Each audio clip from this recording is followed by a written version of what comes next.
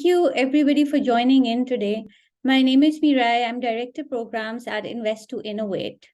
We have with us here today two really exciting ventures ready to pitch to all of you. But before I go there, I would like to briefly touch upon what the We Race program is. So, the We Race program is a World Bank program which is being conducted in partnership with Invest to Innovate, Afino, and Spring Activator. And what it basically aims to do is that it aims to move the needle on the number of deals closed by women CEOs of Pakistan, and providing. So how is it different from the other programs?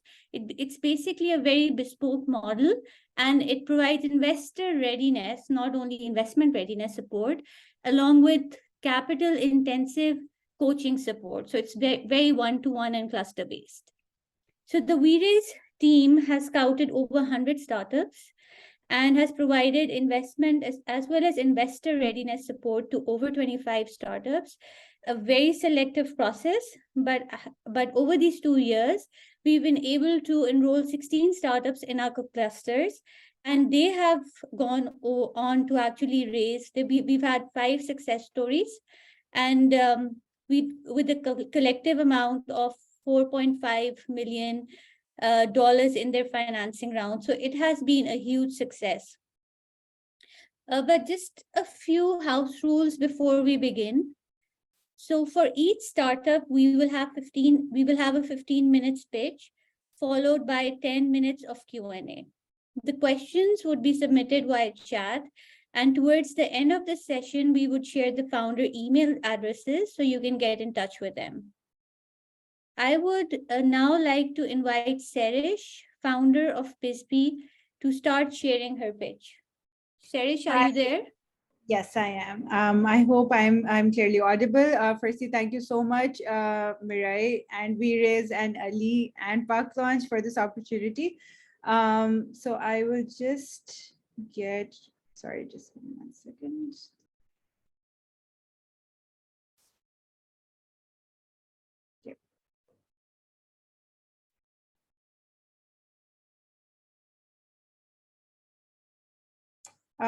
I hope my screen is clearly visible to everyone. Yep, we can see your screen. Awesome. So I'll just get right into it. So my BizB journey started about 3 years ago with women around me saying, I would never wear someone else's clothes. This idea will never work. To now having a BizB family of 25,000 women who stand tall and proudly say, I choose sustainable. Hi, I'm Serish Raza, the founder and CEO of BizB, and I'm on a mission to make fashion sustainable again. And my BizB journey up till now has been nothing less than exciting, whereby we have seen a 550% year-on-year average growth in terms of our GMV and 133% year-on-year average growth in terms of our users. And at the end of 2022, we actually ended at a GMV of $235,000 with a user base of 25,000 registered users on the platform. Now, I'm not at all discounting all of the hard work my team put in over all of the years, but there have been external circumstances that have actually aided and amplified our growth and have acted as a catalyst. The number one being post-COVID, the secondhand market globally blew up into a $62 billion industry, surpassing the fast fashion market. And with the current economic crisis that hit Pakistan, we saw our highest quarter-on-quarter organic growth of 108%, showcasing that circular economy is in need of a time more than a luxury. So now that I have you excited, let me tell you the core of the problem we're actually looking to solve. Women in Pakistan right now are spending more than $1,000 annually on clothing, 50% of which is rendered absolutely useless only after consuming twice. So we came up with the simple idea of building one of the pioneering e-commerce platforms in Pakistan for the buying and selling of used apparel and accessories for women, helping them earn money by selling off and monetizing their unused dresses, save money by having access to good quality pre-loved dresses, and most importantly, protect the earth one dress at a time by promoting recycling and reuse towards a more sustainable lifestyle and a more sustainable consumption in fashion. So we have a wide range of product lines, but our fastest moving lines are casual wear Eastern, our casual wear Western wear, and our accessories. But we also have a line for shoes, kids wear, and party wear as well. Now, let me quickly take you through the BizB journey on our platform. So once a seller is registered on the platform, the listing is absolutely free. So once a product of theirs is sold, it is picked up by our third-party logistics partner. It then comes to us, where it runs through a quick quality check, and then it is shipped out to the end buyer. After which, we then transfer the money online to our sellers. Now, we have a very strict quality assurance policy incorporated within our business model. And secondly, we have positioned ourselves as a fashion-oriented brand rather than a value for money brand, because we realize that fashion for women is a way for them to feel good about themselves. And that is exactly how we wanted them to feel when they associated themselves with our brand as well. So these are the few factors which keep our customers coming back to us. And that can be seen through our customer metrics, whereby right now our CAC is a little under $2, whereby our lifetime value is $52, and our buyer retention rate is as high as 68%. Now, all of this we've been able to achieve through some growth hacks that we've unlocked in the time that we've been in the market. Firstly, we realized that we're a community-driven brand. So we're currently working on converting our current customers into our brand ambassadors through referral programs. And secondly, the one strategy that has worked the best for us has been influencer marketing, because we're using these influencers to influence a shift in how secondhand apparel is perceived in Pakistan because of the taboo that is linked with it. And this has helped us massively to change the mindset among the youth when it comes to how secondhand fashion was perceived in Pakistan. And our end goal is to complete the BizB sustainability cycle. So what happens right now is people who register as our buyers, 74% of them automatically, organically convert into our sellers, and 58% of people who come on the platform as sellers convert into our buyers. But this is happening organically. So to build stickiness to the platform, we're currently working on completing the circle 100% by incorporating certain features on the platform. Now, coming to the business model, we have a fairly simple business model. We charge a 20% commission on each transaction from the sellers, and our sellers have earned more than $200,000 through our platform as of yet, and 75% of them have become financially inclusive after they joined our platform. Now, this is not something we purposely did, but we're very happy that we could actually make that impact in the lives of our sellers. Now, to one of the most exciting parts of the businesses, our SAM right now in Pakistan is a $1 billion absolutely untapped market, comprising of 20.5 million users, of which we aim to target 200,000 users in the first 18 months. Now, these are women between the age of 17 to 39, living in urban areas. Now, these are working women, university-going women who are constantly looking to revamp their wardrobes. And most importantly, I'm not discounting the Instagram generation who cannot be seen in the same dress twice on their feeds. And this is not where we're ending. We're looking to, after Pakistan, we're looking to scale BizB into other South Asian regions, including Bangladesh, which is a very similar market, and there is no such platform over there as well, and then into other South Asian markets as well. And for that, we have our automation plans in place, whereby we're looking to automate our entire order taking process with in partnerships with the logistic companies that we're going to be working with. And we're going to be decentralizing the quality assurance process as well to support scale moving forward. Lastly, introducing you to the powerhouse of a team that made it all happen. All of us have cumulative 7+ years of experience in product development, business development, digital marketing, and logistics, all the skill sets necessary to take BizB to the heights it deserves. Now we're looking to raise an investment of $350,000, which will be used to digitize 200,000 household wardrobes in Pakistan.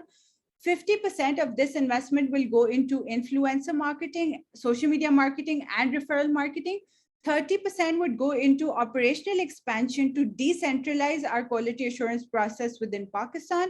And 20% of this will go into strengthening our tech and building a custom solution on React to support scale moving forth. 55% of our round is already closed at a valuation cap of $2.8 million, with Accelerating Asia as our lead investor. So join in on the movement to make fashion sustainable again.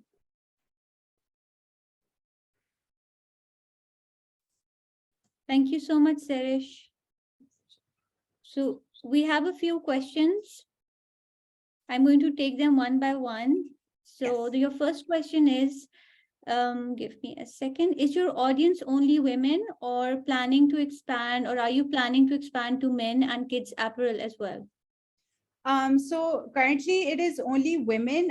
In the future, we will be expanding to kids, but we will not be expanding into the menswear line.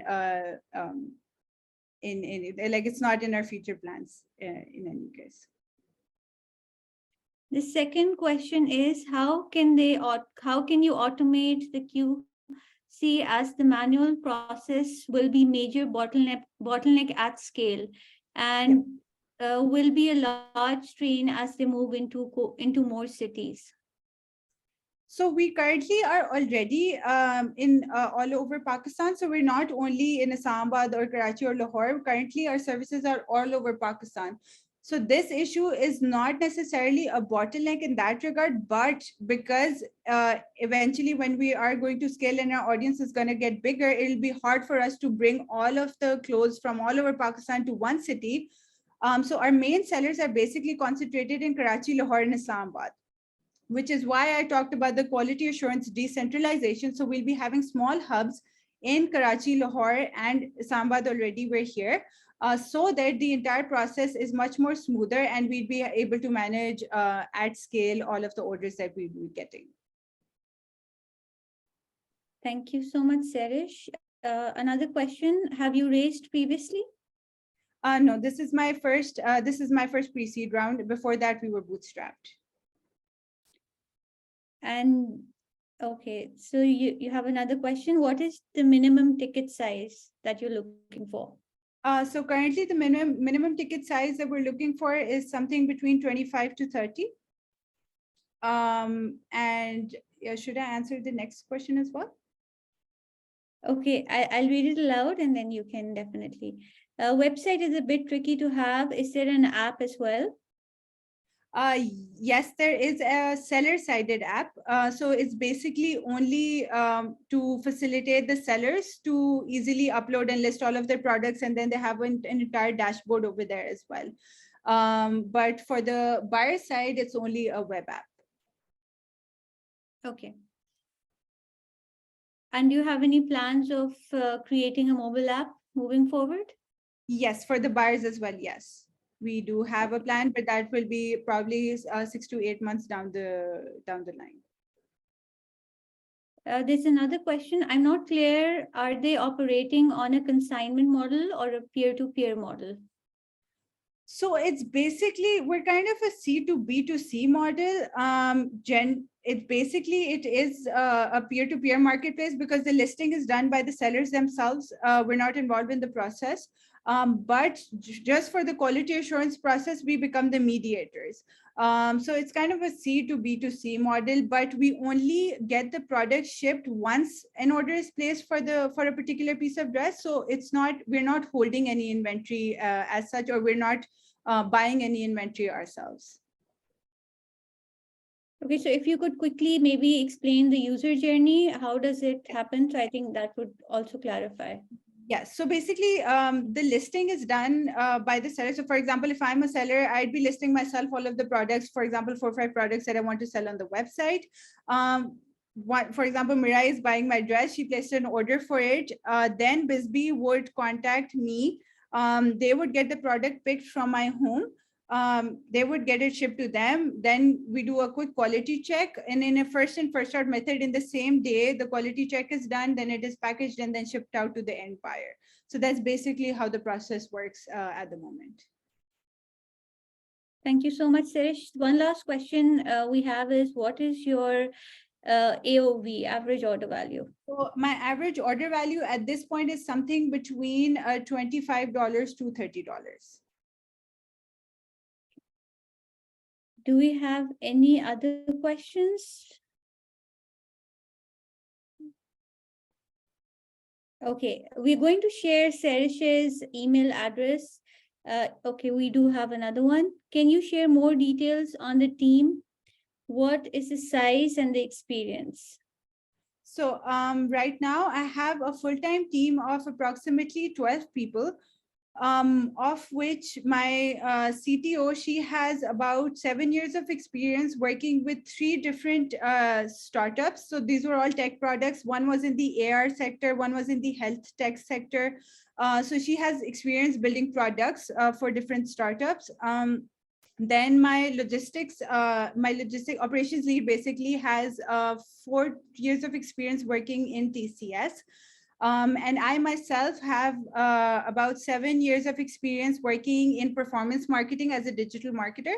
And I also have experience working in different startups as well, as their digital marketing lead and their business development head. So that is primarily what my experience is.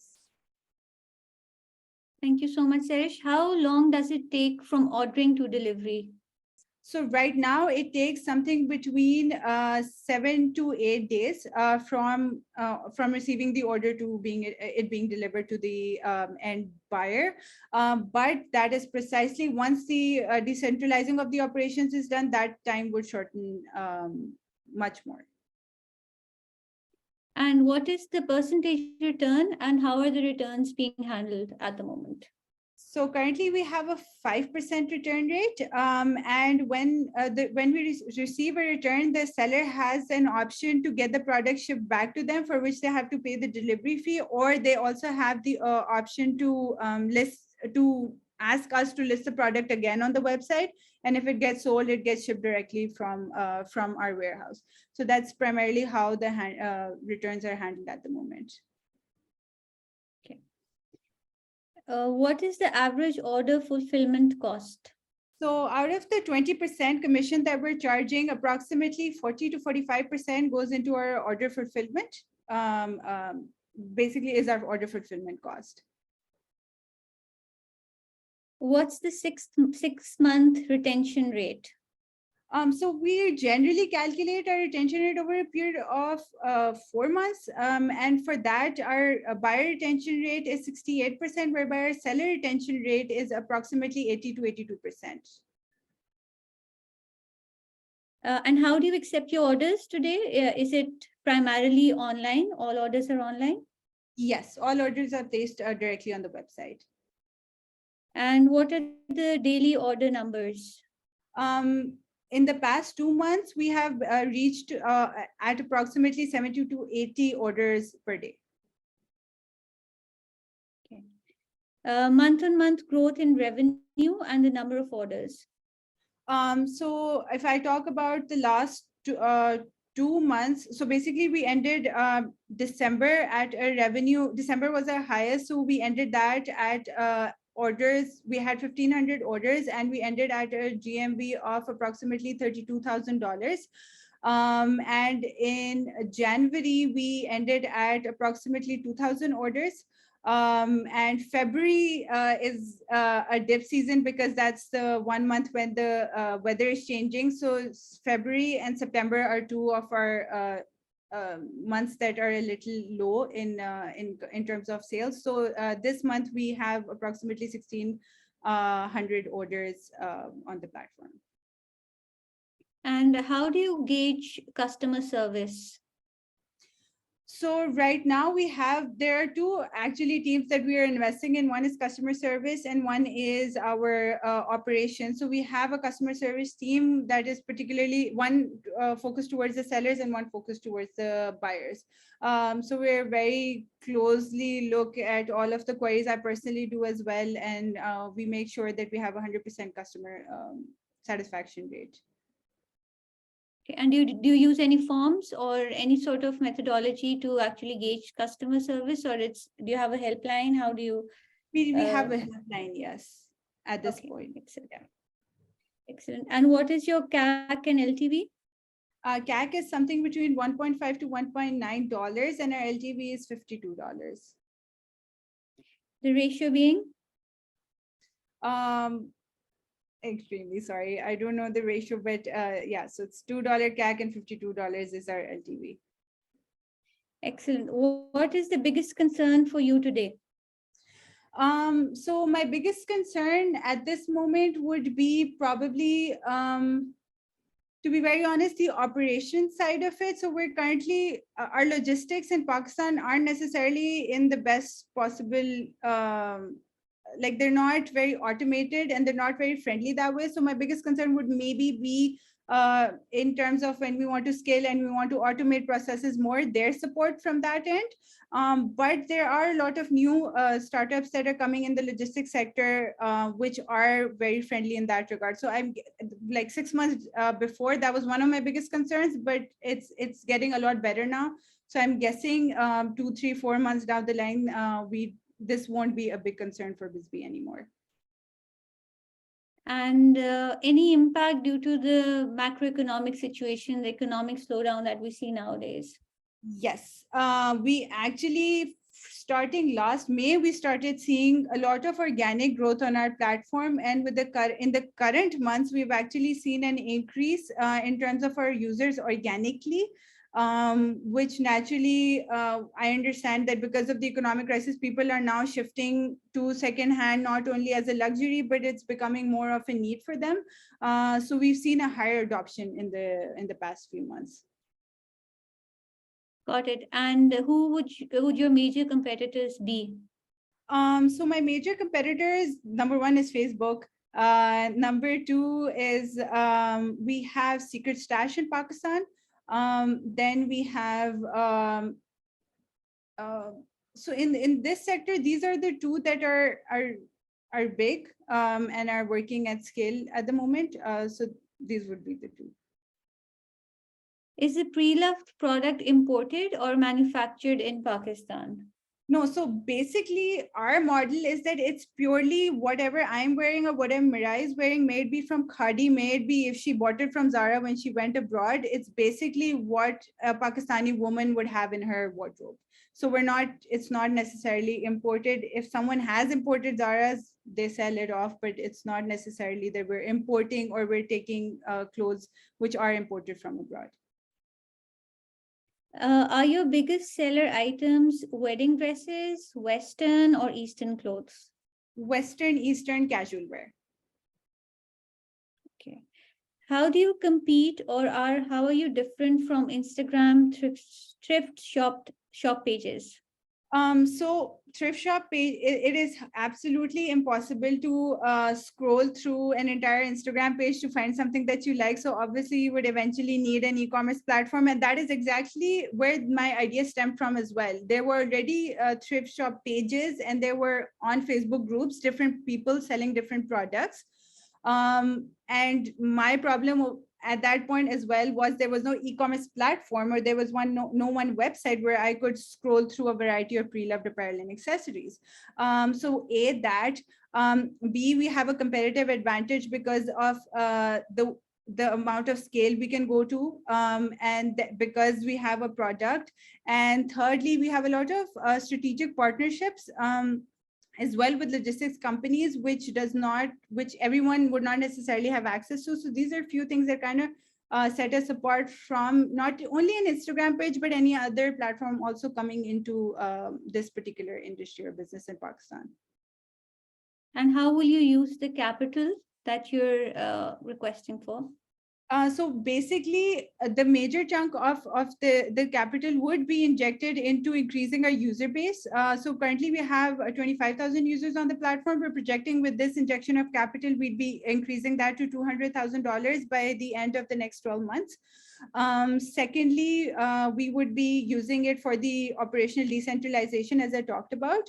And then thirdly, we're currently already working on building a custom solution on React, again, to support our scale.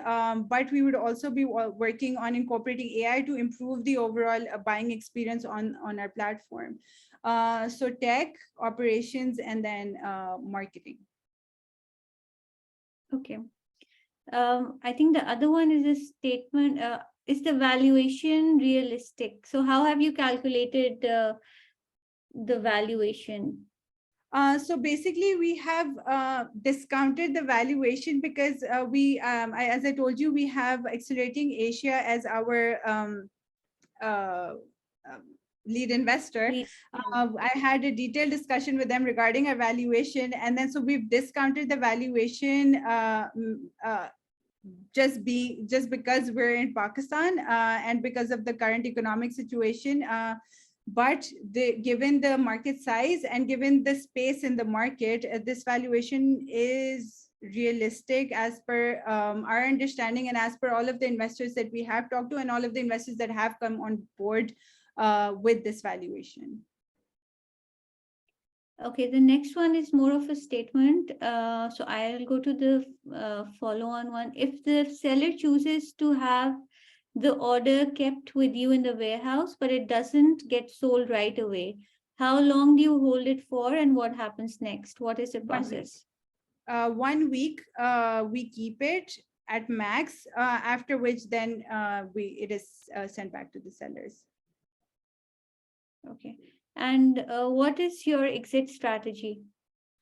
So we have our main exit strategy is that there are a lot of big unicorns around the globe in the sustainable fashion sector, namely Poshmark, ThreadUp. Poshmark has expanded into the Asian geographies as well, particularly India. So my exit strategy would be to develop a strong standing in the Asian market, not only in Pakistan, but then in Bangladesh. And we're also exploring the Singapore market and the surrounding ones. And then so our main goal is to capture these markets where the space is currently empty and then exit to a giant that is already well established in the US and the European markets. Okay. Do you have any differentiated technology? Any intellectual property? No, at this moment, we don't have a differentiated technology, but that is exactly what we'll be working on with the investment. Okay. And where is your holdco at this point in time? Yeah, at our holdco currently is in Singapore. Got it. What is the targeted customer persona and any data around who is buying? Yes. So our set customer persona was women between the age of 17 to 39, living in urban areas, working women, and university going women. And our buyer persona, so our actual buyers and our sellers exactly fall under this persona. So our sellers are more women who are working in the corporate sector. And then our buyers are more younger girls who are university going, Instagrammers, etc., who have a budget but are looking for good fashionable clothes. So that's basically what our persona looks like as per our data as well. Are you thinking of adding more filters to your listings? Absolutely, yes, we are. And that is, we're also working on tagging so that the entire search process becomes much more smoother. You know, for example, if someone's looking for jeans, they don't have to go through all Western clothes, they could just look for jeans. So we're currently working on that right now. Okay. And what channels will be used to acquire the customers? We are currently highly reliant on Google Ads. Then we're also heavily reliant on Instagram and then also Facebook ads. So we're currently working, building all of our business on digital particularly. And moving forth, that is also the route that we're going to be taking. And what is the long-term plan, just touching upon your exit strategy as well? So again, so our long-term plan is to expand into other South Asian markets because I did my research and I found out that there's a lot of empty space for some reason in Asia in the sustainable fashion sector. There are a lot of marketplaces that sell everything, like OLX. There's a very big a player like that in Bangladesh. There's a very big player like that in Singapore by the name of Carousel. But there are no fashion, sustainable fashion tech platforms. And there's a big need for that, given that the youth is very now inclined towards sustainable buying, not only because they don't have money, just because they want to make more informed decisions. So basically, that is our long-term plan to start expanding into other South Asian markets where there is a gap in this particular segment. Internationally, the pre-loved market was driven by Gen Z influencers. Are you using this strategy? Absolutely, yes. That is exactly what we're doing. Okay, the next is a comment, so I'm going to move on. What's the social media strategy? So basically, we have a two-pronged strategy. Number one is that we are currently working with a bunch of micro-influencers, and what we make them do is that they do a campaign with us in which they're selling off their closets. So we have, like, for example, there's an influencer by the name of, there's an actress by the name of Sahifa Jabbar. She sold her clothes, and then there is her closet on our platform, which says Sahifa Jabbar's closet. So we have all of these influencers put their clothes on the website as their own closets, and what that does is that gives us a magnitude of new organic users on the platform. Other than that, we're running our Facebook ads, we're running our YouTube ads to reach out to our potential customers, and we're doing a lot of retargeting as well. So that's basically what we're looking at towards social media strategy, since that is one of my areas of strength as well. So that is something that I personally look into. What is the projected lifetime value of the customer? So at this moment, for example, an average customer generally sticks with us for a year. So generally, the projected lifetime value over a span of 1 year is approximately $200 to $250 for an average customer. But again, I because a lot of our sellers eventually, like buyers eventually turn into our sellers, so then that kind of becomes intertwined as well. When will the company get to profitability?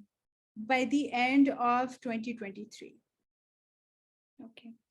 How long would the funding last? So this will be our runway for the next 12 to 15 months. Okay. And what is your burn rate? Our current burn rate is approximately $1,200 to $1,400. Are you fundraising on Safe? Yes, absolutely. At a valuation cap of $2.8 million post money. How much have you bootstrapped? So we have to date, before our investment, we have put in approximately $52,000 into the business. Okay. I'm going to go on to the third one. How do you differentiate between sustainable fashion and pre-loved? The pre-loved items may not be sustainably made. So how do you differentiate? So the pre-loved clothes are called, it comes under the umbrella of sustainable fashion because they're being reused. And that's why it's called re-commerce. So because it's being reused, then hence it becomes sustainable because it's not being thrown out.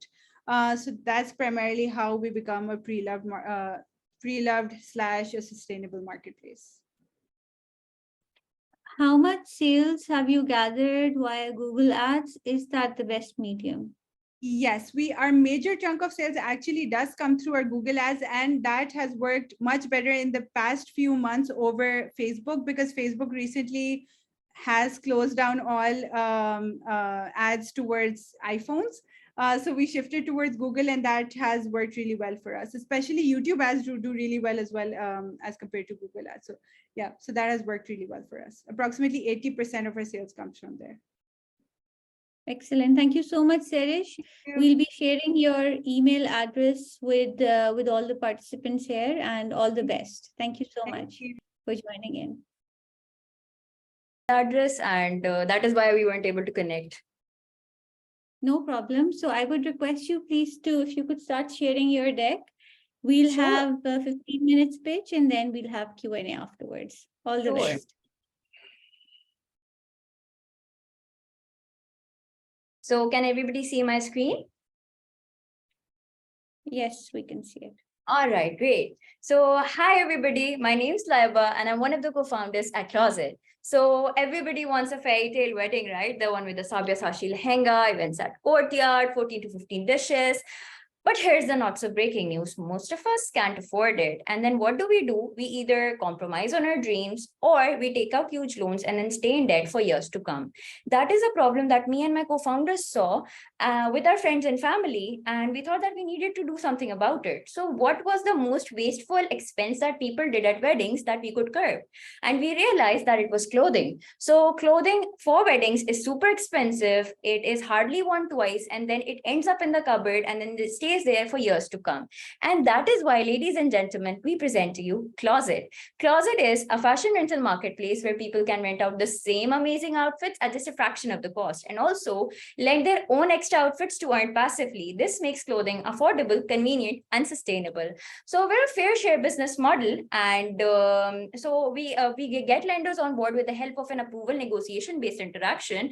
Once the dress is onboarded, it is barcoded, photographed, and then kept at Closet for a period of 6 months. Every time the dress goes on rent, the lender gets 40 to 45% of the total rent as base rent, whereas Closet takes 50 to 55% of the commission because we're a completely responsible marketplace. So currently we have a rolling inventory of 5,000 dresses, and the highest a lender has earned from us is around $7,000, which is huge, right? So here's a little background about us. We won the USA Challenge Fund back in 2019 and got $24,000, with the help of which we were able to grow our annual revenue to $55,000. We were able to hire 5 full-time employees, and we were also able to A/B test on whether the buying dress and then renting them out model worked, or the asset-light model works that we are currently working with now. Then in 2021, we won the Karanda's Financial Inclusion Women Challenge, and we got $50,000, which helped us to increase our revenue to $200,000 a year.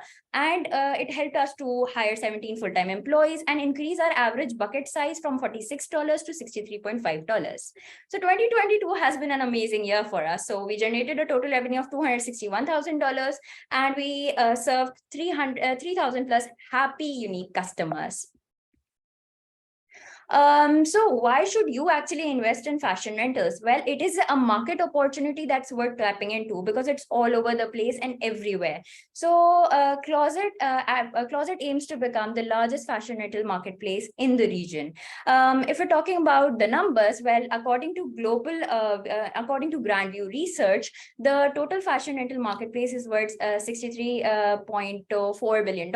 And then if you're talking about the Asia Pacific market, it will be around $22 billion by 2027. So currently, as we're working on Pakistan, let's just talk about Pakistan. So considering our assumption that 1.6 million weddings took place in Pakistan in 2021, and the same number of weddings will happen, let's say, every year, even with that conservative assumption, we have a sum of $547 million. So the fashion rental space is booming, and we have successful startups from every region, from Run the Runway in the US, Flyrobe in India, and Air Closet in Japan, all of which have had successful exits. If we're looking at our Pioneer Rent the Runway based in the US, they have 240,000 website views in a month. If we're talking about Closet, we have 35,000 monthly website views. So if we're extrapolating and doing the math, we see that Closet is on the right path towards becoming the market leader in Pakistan and then penetrating into other regions. When we're talking about profit margins, so 40% of our total rent, 40% of our total rent goes towards lenders, 15 to 17% goes to salaries, operational expenses take up to 14%. Then at the end of the day, we're left with 24 to 25% of EBITDA. So currently, our cost per acquisition is $7.6, and our average revenue per user is $92. If we're doing the math, we come to 12:1 ratio for Closet, and in the industry, so we're 4 times better than what the industry is currently doing at the moment. So what will help us to become the largest marketplace, fashion rental marketplace in the region? That is definitely going to be our technology. So imagine that there are 12,000 dresses that need to be processed. Every dress is unique, and it has a different number of parts, and the dresses are going on rent on a rolling basis, which means that the dress is gone on rent, comes back, processed, and then it goes back on rent again. So it is completely impossible to handle all of those operations manually through any method. And that is why we developed our inventory management system. So starting off, this is going to be a bit long, so I hope you'll bear with me. So let's start off with the dress information. So once a dress is brought to closet, it is first onboarded on our inventory management system with the size, the type of the dress that it is, the measures, the alteration capacity, the weight in kgs, and of course the pictures. So let's say somebody decides to book a dress. Order a dress. So what happens is that our algorithm checks if the dress is already pre-booked for the same date. With the help of our algorithm, a dress cannot be booked twice for different lenders for the same event date, because again we have one dress that is completely unique. So once the order is booked and the delivery date, the dry cleaning date comes in, the system alerts the team to send the dress to dry cleaning. Once the dress is picked up from dry cleaning, the system alerts them about the alterations, the fixations, the steaming, and to prepare the dress completely, after which it is deemed as ready to deliver in the system. Once the dress is ready to deliver and it is delivered to the customer, we take the remaining amount and security deposit. It is the job of our inventory management system to inform us of all the remaining amounts, the payments, the security deposit. So in every order, there is a chance that there will be 5 to 6 dresses, and for each dress, there will be a different event date. So if that's the case, this is the job of our system to inform us about it, so that there are no human errors while collecting payments. And with the help of our technology, we have been able to scale, and this is going to be our defining edge over all our competitors. So our inventory management system, we've linked it with our customized website, which we built in 2022. Let's just talk about the website. So when you go to our website and decide to book a dress, you can select your city. The security deposit is automatically going to pop up, after which you can select your delivery and return date. And once you're okay with everything, it will ask if it is a good fit or not. If yes, you can continue to rent it. If it is not, then a pop-up will appear where you can enter the measurements that you want, and then you can add it to the cart, so that alterations can be done in the system as well. There's a payment gateway integration where you can pay, and the dress will be available for you for your event date. Then in the midst of 2022, we came up with, a question started popping up, which was that, how will I know if my dress has gone on rent? How will I know that you don't abuse it? So that is when we came up with our lenders dashboard, and with the help of which every lender has access to their number of dresses that they have given. They know each and every order of it, their due payment, their undue payment, the amount that already has been paid, and they can add withdrawal requests through which the earnings can be transported to their bank accounts. So currently, we're looking to raise $700,000 to win the strongest market share in Pakistan, out of which 25% is going to go into technology. I'll tell you about it just in a second. So 30% of it will go to marketing, 20% on operational capacity building, and 25% will go to human resource. So our growth plan, with the help of your investment, is to generate a revenue of $3.5 million. And to do so, we'll have to expand to Karachi, Lahore, and Islamabad, and have a strong online presence.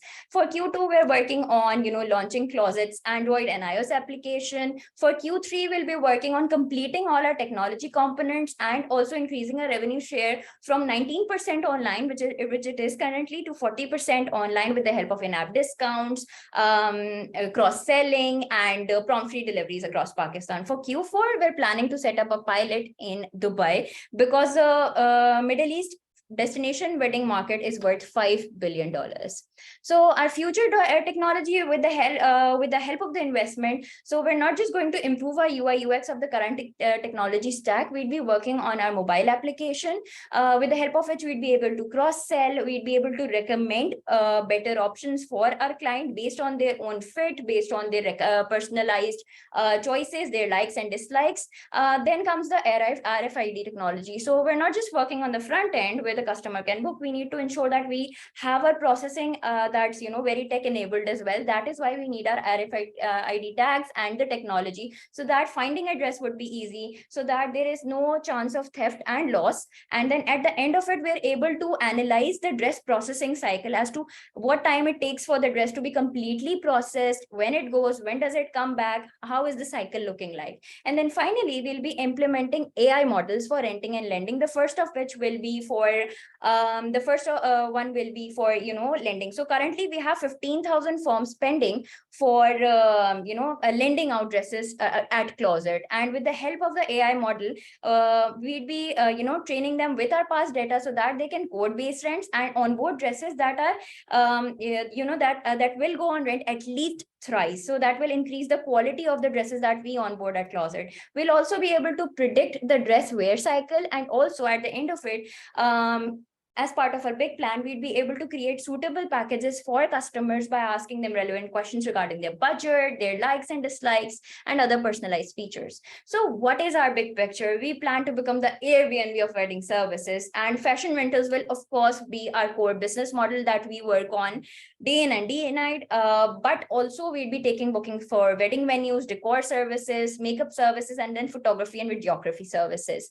As I mentioned, again, fashion rentals is going to be our core business model, but alongside we'd of course have bookings for all of them. So in this way, people would be able to plan their weddings in their budget with the help of our AI, and then people would be able to execute their weddings with the help of just booking their entire wedding via our app. And this will help people who want to have destination weddings in Dubai and all across the world with the help of Closet. So it is me, Laiba Amir. With me, I have Sham Siddiqui here, who's the CEO. I'm the CEO, and we have a third partner, Sidra. I'm a people's person, and I've always been involved in sales and operations. Sham is the techie. He has done several courses for SAP and ERP, and he's the one that looks after technology, finance, and all the the marketing parts as well. And with Sidra, she is the supply queen. She loves everything between clothing and embellishments, and that is why she heads the lending and supply at Closet. So thank you, ladies and gentlemen. It has been a pleasure to be talking to you today. And if you'd like to stay in touch, I have my details here. Thank you so much. Thank you so much, Laiba and Ehtisham. So we have a few questions. Sure. Your first question is, the main barrier to success is the worsening quality of the company's inventory. How would you tackle it? All right. So when we onboard a dress, we already inform the lender that there will be different, that the dress is going to deteriorate. There will be wear and tear on the dress. So the lender is well informed. When it comes to the renter, so we have a rolling inventory. So it's not like, people would be just renting out dresses that are in poor condition or that are, really bad. So what happens is that when somebody wants to book a dress, they can have a live view of it as well. They can visit any of our outlets and see the live condition of any of the dress that they want to book, and that is why there's no such issue that becomes a barrier for us. And for our website, even we ensure that we inform the fit and the condition of the dress to the client beforehand. Okay. Your second question is, who bears the risk and the cost of damaged clothing, posting, renting, and how do you solve for disputes related to this? All right, so we charge a security deposit for every dress that we have at Closet. So every time it goes on rent, there is a security deposit that we charge from the renter in case they damage the dress. If there is no damage to the dress, the security deposit is handed right over to the client. And if there is a damage, then the security deposit is kept on hold. The dress is checked. How can it be fixed? And in what amount will it be fixed? If it can be fixed, we fix it. If not, we'll directly give that amount to the lender as compensation. Okay. So it's not the company that's bearing that risk. Okay. What is the customer acquisition and customer retention cost? So customer acquisition cost is around $7.6 as mentioned by her, and customer retention cost is some around $1, and the average revenue per user is around $92 yearly.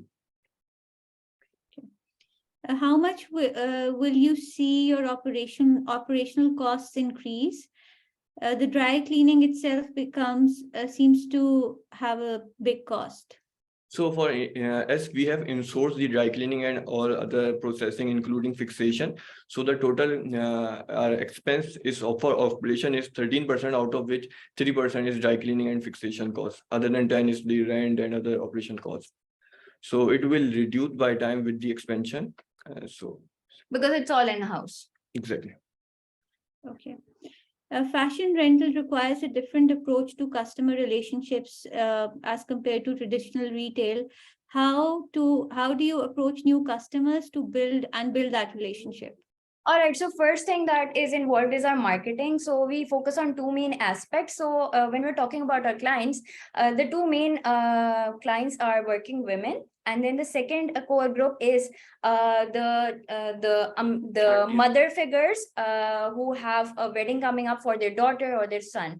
So we target the mother figures with the help of YouTube by by calling and influencers who are in their 40 to 50 age group. And what they do is that they tell people about the concept of closet, why is it good, and why they should rent instead of buying the dress themselves.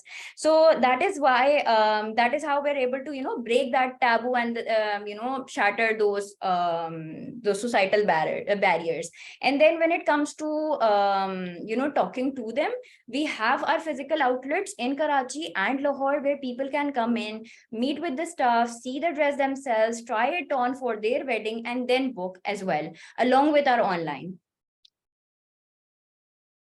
Okay. Your next question is, how do you overcome customer concern about their personal image and social standing if their social contacts find out that they rent clothing? All right. So when we started in 2019, people were very, people hated the idea of renting. They felt that it was a taboo. They didn't want to do it. They wouldn't tell their friends and family. But then with time, what we have seen is that not only do people rent clothes themselves, they inform their immediate friends and family about it, and then they bring in people. So we have a very strong word of mouth connection going on as well with the people that choose closet as a service. Now, even people are open to give reviews. They come to our outlet, they give review that we have tried this dress, we rented for myself, and now we are renting for my bhabhi as well. So things are changing, and mostly our target audience are middle class and upper middle class, because we mostly target people who like to wear designer dresses. Okay. What about the photography? Is that done by the seller? No, so we take care of everything ourselves. The client just needs to send us a rough picture of the dress along with its details and their details. They submit the form, we check out the form, and then we make sure that we have the exact base and we quote it to them. There's an approval negotiation based interaction, after which the dress is onboarded. When the dress is physically available at closet, we ensure its photography and everything in between. So the customer needs to do nothing. They just need to, sit and relax and have the money that's coming in. Excellent. I like that. What is your dress sanitization practice?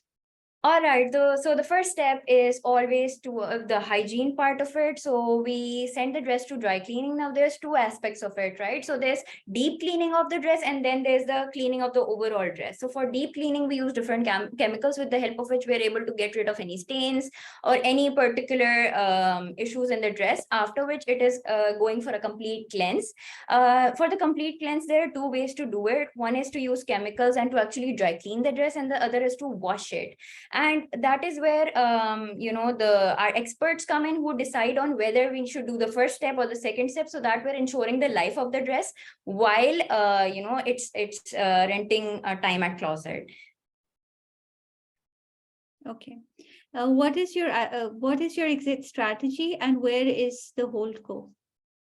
All right, so holdco is currently in Pakistan, but we're open to getting it registered anywhere in the world, so that's not going to be an issue. Moving towards the second question, it was the exit strategy. So our big dream is to be an IPO, but again, it's a big dream. And within Pakistan, what we see is that acquisitions and mergers happen. So we have two sorts of companies that might be on the lookout for us. The first one is going to be the fashion rental spaces and marketplaces around the world. If they're interested to enter into Pakistan and acquire us, that is one condition. And then the other is going to be, of course, the wedding service platforms such as WedMeGood, there is Wedding Wire, there's Zola, there's Joy, and these platforms, if they're interested into Pakistan, they might. In Asia. Yeah, and even in Asia, they're currently be coming in for an acquisition that way as well.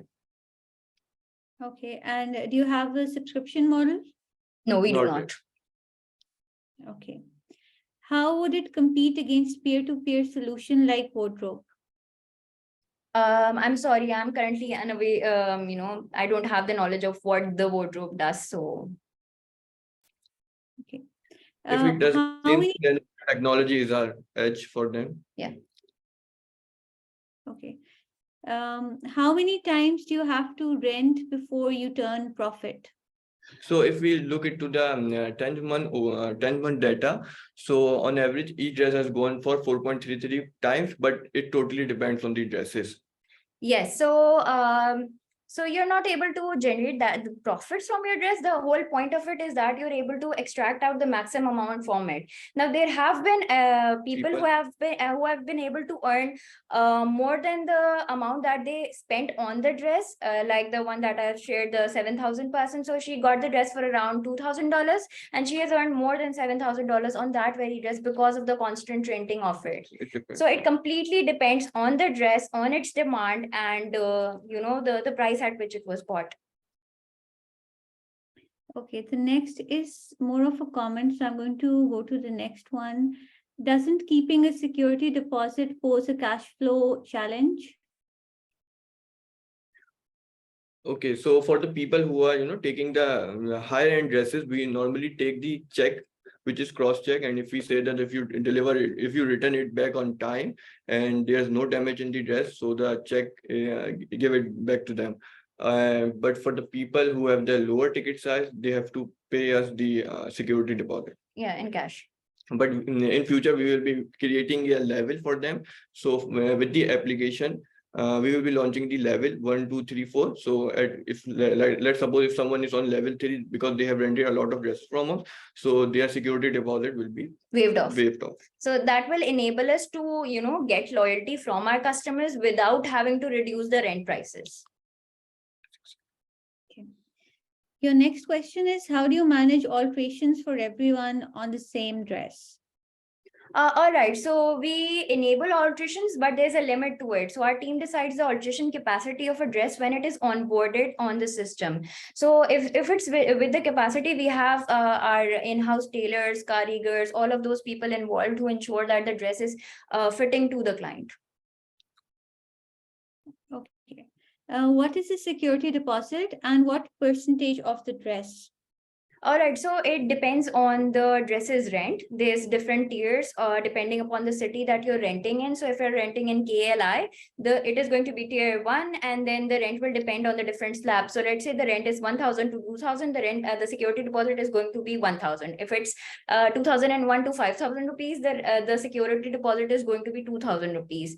If it's 5,001 rupees to 10,000, the security deposit is going to be 7,000. So it depends on the slab of the rent and also on the city that you're located in. So let's say it's in a city that's marked as risk in our system, then we charge 3 times the rent as security. Okay, so a bit confusion about the revenue model. If you could explain, how do you make money? Is it by taking security deposits, or do you charge a certain cut from the rent? All right, so we are 100% responsible marketplace. We charge 100% of the rent, give 40% of it to the lender, and then keep 50 to 55% of it with closet. And after carrying out all our processes, we're left with 24 to 25% EBITDA. So just to give you an example, if we are providing dress on 100 rupees, so 40 rupees will go to the lender, and 17% is our salary expense, 15 rupees is the operation expense, which include rent, dry cleaning, fixation, everything. And 5 to 7 rupees is our marketing cost. And then we're left with 24 to 24 to 25 25% rupees per rent out. is the profit. So we're currently a profitable company and we're sustaining ourselves. What is your average holding cost and life for typical wedding dresses?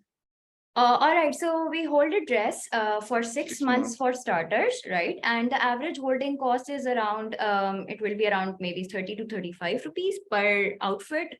Yeah, so that's going to be our holding cost. So it's not much. Exactly. So it would be total inventory to be the revenue from the revenue. If we see the 2% of our total revenue. Yeah, hardly 2%. Got it. What percentage of the sales are for groom's clothing? All right, so we just started our menswear rentals in the last quarter of 2022, but it has been amazing, and we can say that around 7 to 8% of our total revenue is generated from groomswear rentals as well.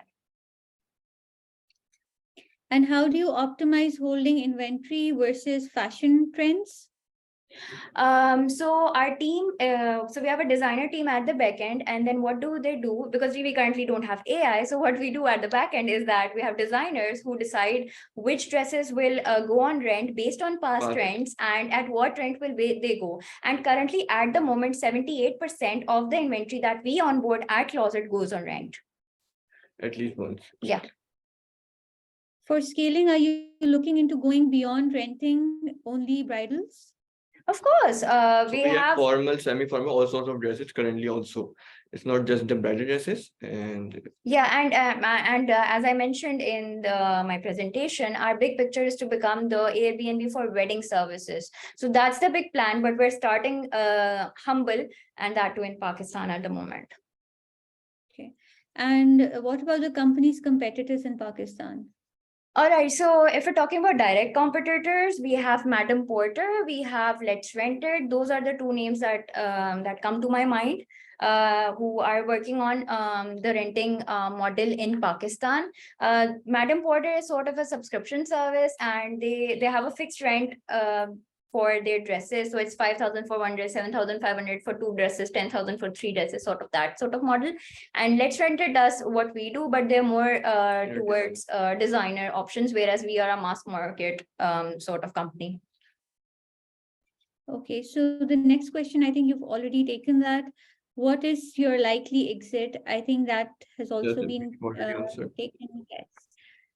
When do you see the exit happening? Who will be the likely acquirers? All right, so for a startup, the exit happens somewhere between 7 to 10 years, and yeah, that is what we're predicting for Closet as well. And coming towards the acquirer, so they can be people from the wedding planning industry for the big picture plan that we already have and are putting into execution as we speak, and they can be from the fashion rental marketplaces as well throughout the world. And if I tell you a very fun point, so I was talking with the co-founder at X Brands, which is a preloved selling marketplace in Jordan. So she informed me that 98% of the people rent out bridal dresses in Jordan. And I thought that was an amazing insight that I have never thought about, that even in the Middle East, people are renting out bridal dresses. So when will be the company get to profit? You're already. Okay, so yes, so you're already profitable. So I'll go on to the next one.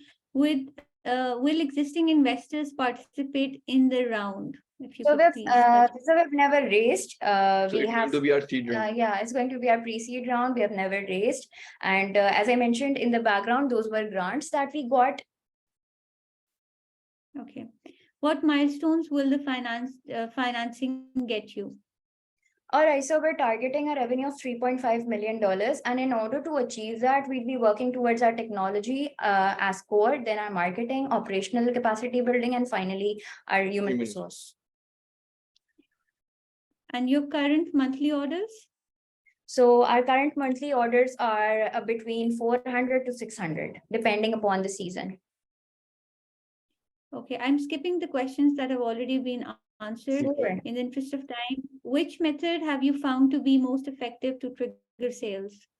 All right. So one, as I mentioned, that when we're working with the middle-aged YouTubers who have a customer audience of women whose daughters or sons are getting married, they are the decision maker. because they are the decision maker. Now, let's say there's a baby khala. She's the person that influences the entire wedding buying decision of the family. If she sees a video by a YouTuber that she likes, she is definitely going to drag the entire family to closet, and then the conversion takes place in around 20 to 25%. The normal, if people do not know about closet, or there's no baby khala figure, it takes around 1 to 1.5 hours. And if it is with a baby khala, it hardly takes 25 minutes. So that is our most effective method. And then secondly, we go for one very premium sort of shoot which triggers people's emotions and the reason why they should rent dresses. So those are the two things that. Can you please share the supply side? How are you acquiring the clothes? All right. So what we do is that people click on the Earn With Us tab on our website. They fill in a form, and then that is how we start to skim through the forms. We find the dress that we like. We contact them, inform them of the base rent. If they agree, the dress is onboarded, and then the process begins. If you're talking about how we acquire the clothes, most of our lenders are organic. Yeah. So we don't market our lending side. We are more marketing our renting because side. because everybody these days wants to earn an extra buck, so people are not really we don't have to market that supply side. It just comes to us naturally, organically. Okay, what's your average basket size per rental? All right, say $65 at the moment.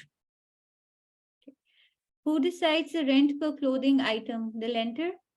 We do. No, we do. Based on its demand, based on the fabric that it has, the sort of embellishments, the fixation cost that we'll encounter, and yeah. That's why the base rent vary from 45 to 50%, depending. 40 to 45%. Okay. Globally, brands such as Gucci and Burberry are partnering with circular fashion companies to promote sustainable fashion. Do you have partnerships like these, such partnerships in Pakistan? Yes, we're already working with brands. So we're working with different brands so that we have their sample pieces on board. So apart from just having lenders who give their dresses to closet, we're also having brands who give their sample pieces to closet. And we also have a couple of different investors who have, they're not like startup investors. They invest in a particular dress based on the data that we provide to them. And then the dress is onboarded at closet. And every time they earn, on their dress that they have, bought. So we have three sources of getting clothes on board. So most of them are buying from preloved groups. So it costs them around 30 to 35% of the actual. And then they recover that cost within the first rental. If you could just touch upon the use of funds for the rate. So 25% of the fund will go to the technology, and other 25% will go on the human resources, 35% will go on to the marketing, and 30%. Yeah, 30% will go on to the marketing, and 20% will spend on the processing and operation expenses. Yeah. Got it. Thank you. What is the minimum ticket size you're looking for?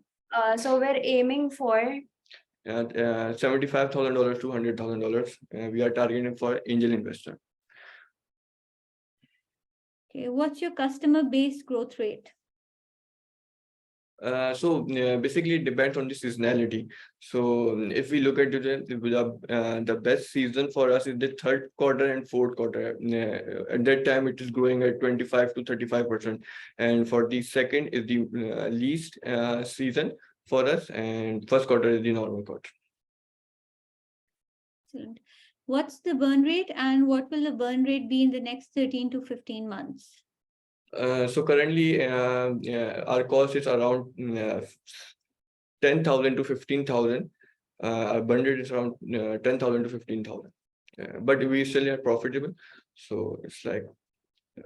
So we're a sustainable company. We're taking care of everything, and after that we have profits remaining.